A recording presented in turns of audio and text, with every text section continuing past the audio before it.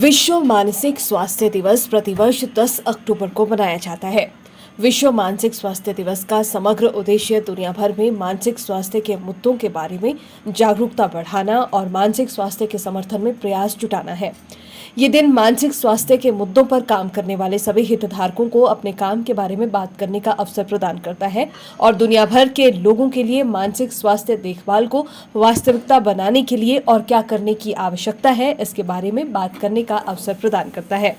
विश्व मानसिक स्वास्थ्य दिवस 2023 लोगों को समुदायों के लिए मानसिक स्वास्थ्य एक सार्वभौमिक मानव अधिकार और हमारा मन हमारा अधिकार थीम के पीछे का उद्देश्य एकजुट होना और एक अवसर प्रदान करना है ताकि ज्ञान में सुधार किया जा सके, जागरूकता जगाई जा सके और सार्वभौमिक मानव अधिकार के रूप में सभी को एकजुट किया जा सके, जिसकी जानकारी इंदिरा गांधी मेडिकल कॉलेज शिमला में मनोचिकित्सा विभाग में सहायक आचार्य के पद पर कार्यरत डॉक्टर देवेश शर्मा ने दी। आज 10 अक्टूबर है। हर साल ये दिन हम वर्ल्ड मेंटल हेल्थ डे के तौर पे ऑब्जर्व करते हैं और हर साल हमें इंटरनेशनल ऑर्गेनाइजेशन से एक नया थीम मिलता है इस डे को ऑर्गेनाइज करने के लिए।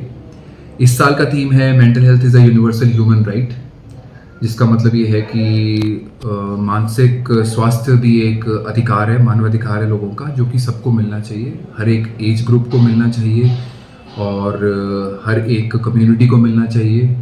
इसमें कोई रेस का, जात पात का भेदभाव नहीं होना चाहिए। मानसिक तनाव के चलते आजकल हमारे पास तकरीबन हर एज ग्रुप से लोग बहुत आ रहे हैं, छोटे बच्चों से लेकर स्कूल के छोटे छोटे बच्चों से लेकर बुज़ुर्ग लोगों तक तकरीबन हर एक एज ग्रुप के लोग हमारे पास मानसिक रोग से ग्रस्त होकर आ रहे हैं और इसके लिए हर दिन हर वक्त अवेयरनेस बढ़ाना, जागरूकता बढ़ाना बहुत अनिवार्य है।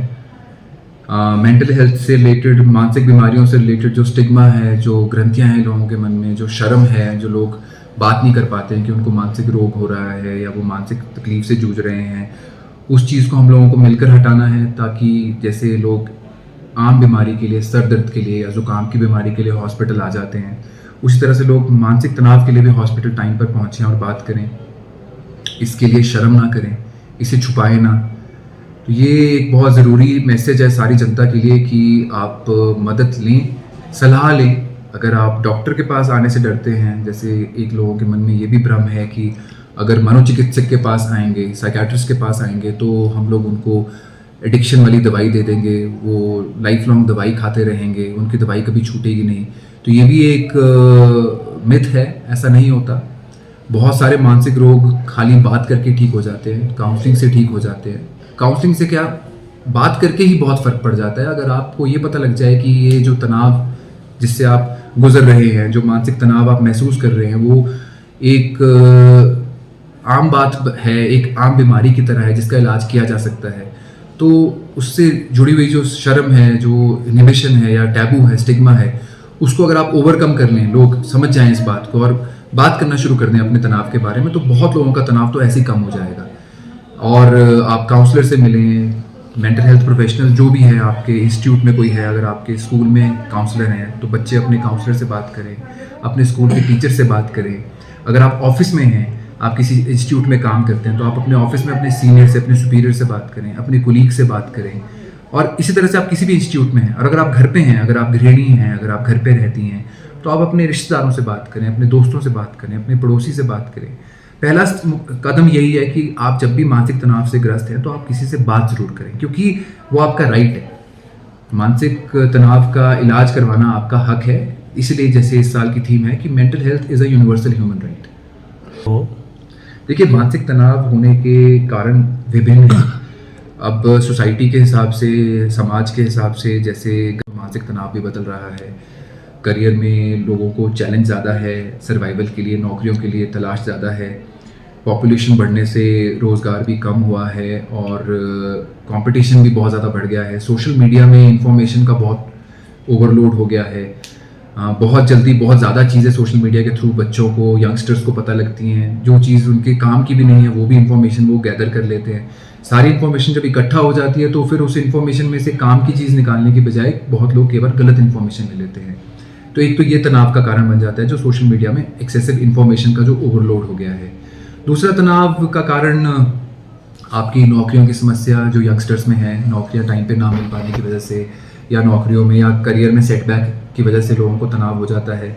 फिर व्यस्त लाइफस्टाइल है, लोगों के पास फ्री वक्त कम है अपने लिए, लोग फ्री टाइम नहीं निकाल पाते हैं, जीवन शैली बहुत ज़्यादा हेक्टिक कर ली है, लाइफ बहुत डिफ़िकल्ट बना ली है अपने लिए कई लोगों ने।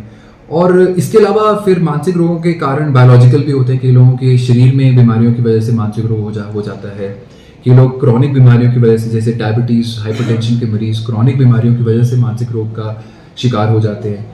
बहुत बार जेनेटिक होता है, जैसे पारिवारिक चलता है, परिवार में अगर डिप्रेशन है किसी को या कोई मानसिक रोग है तो वो परिवार में आगे जेनेटिकली भी आगे जा सकता है। तो विभिन्न कारण हैं इस चीज़ के। और नशा एक बहुत बड़ा कारण बन गया है मानसिक रोगों का, जो कि अब एक नया लाइफस्टाइल चॉइस बन गया है। बहुत लोग नशे को एक आम लाइफस्टाइल की तरह, खाने पीने की तरह जोड़ चुके हैं जीवन में, जो कि गलत है। तो उसकी वजह से भी मानसिक तनाव बहुत ज़्यादा बढ़ जाता है, और अगर आप पहले से मानसिक तनाव से ग्रस्त हैं तो नशा करने से वो चीज़ और ज़्यादा बढ़ जाती है, ना कि घटती है। तो सर ओपीडी हमारी रोज़ से 80 से 100 के बीच में एवरेज रहती है, और उसमें से अगर हम एज डिस्ट्रीब्यूट करें तो आपके कोई 18, 16, 17 से लेके 30-35 के बीच के मरीज़ तकरीबन 50% हैं, और 40 से 60 के बीच में कोई 20% मरीज़ होंगे। और छोटे बच्चे भी हर हफ्ते कम से कम 10 से 15 छोटे बच्चे आ ही जाते हैं मानसिक तनाव को लेकर। मतलब कि आपके 4 साल से लेकर 18 साल के बीच के एज ग्रुप के एडोलेसेंट्स भी हमारे पास हफ्ते में 10 से 12 आ ही जाते हैं।